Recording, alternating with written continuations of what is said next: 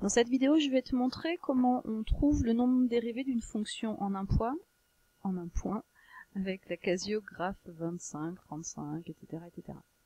Avec la Casio, donc on a pas mal de façons de faire, je dirais, moi j'en ai au moins 3, donc je vais te présenter. Donc ici on a pris comme exemple la fonction f définie sur R par f de x égale 5x au carré moins 3x plus 4. Et on veut donc pouvoir avoir la valeur de f' de moins 2 rien qu'avec la calculatrice.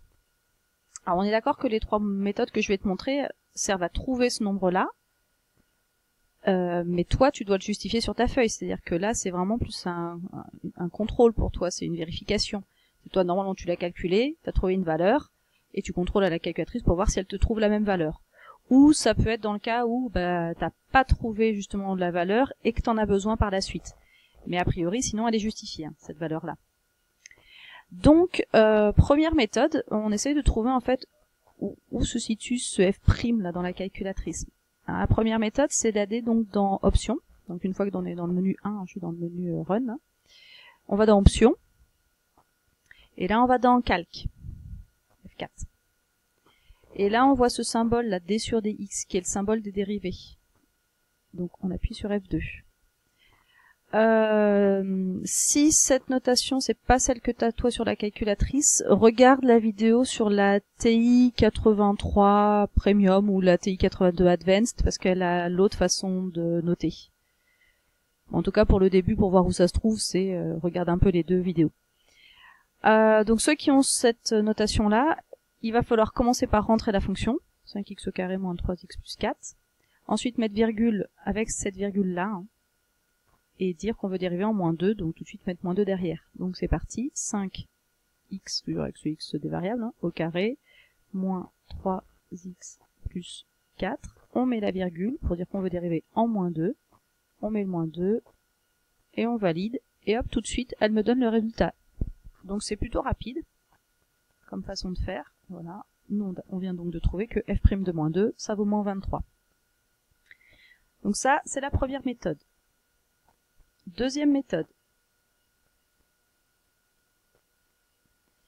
Alors, deuxième méthode, je reprends la calculatrice. Alors ça, on fait comme si on l'avait pu. On va dans le graphique. Donc on va utiliser en fait la définition géométrique d'un f'. Donc on va dans le menu graphe.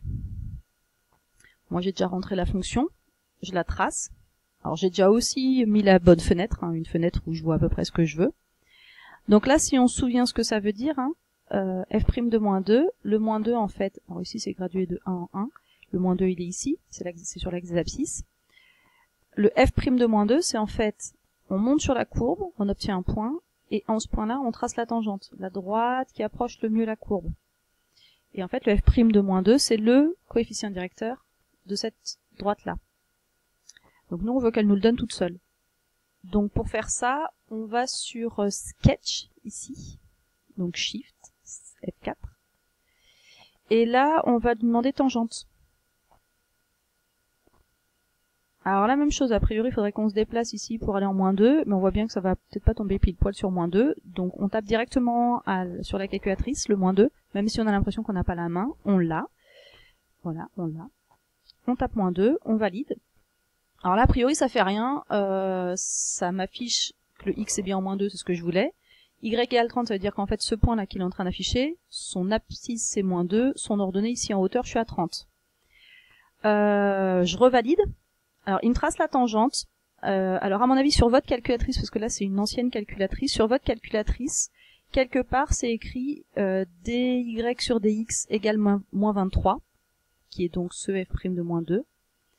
Et des fois, quand vous rappuyez sur valide, la exe, il vous donne en plus l'équation de la tangente. Bon, moi là, sur ce modèle, ça le fait pas.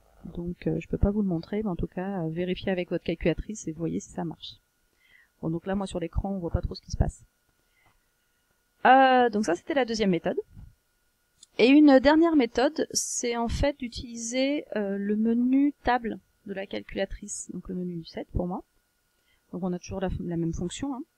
Et en fait, quand je fais la table, en fait n'importe quelle table, ah oui, exit, il n'est pas sélectionné, donc je resélectionne en F1. Je fais la table. Voilà, la table était déjà pré-réglée, je m'en fiche un petit peu. Bon, même si je voudrais moins 2, hein, donc il va peut-être falloir la régler à un moment ou un autre. L'avantage sur la Casio, c'est que je peux remplacer en fait n'importe quelle valeur ici. Donc si je veux moins 2, je tape moins 2. Donc là, si je veux moins 2, je valide, il me change automatiquement cette valeur-là, et on retrouve le point de coordonnées moins 2,30 qu'on avait tout à l'heure sur notre courbe. Le problème, c'est qu'on voit bien qu'ici, il nous donne rien d'autre. Il nous donne l'abscisse et l'ordonnée du point. Donc là, il faut faire une petite manipulation. Il faut retourner dans les setup, là, dans les réglages. Donc Shift Setup. Et là, quand on regarde à la 2, 4, 6e ligne, il y a dérivative qui est en off. Et on va le mettre en on.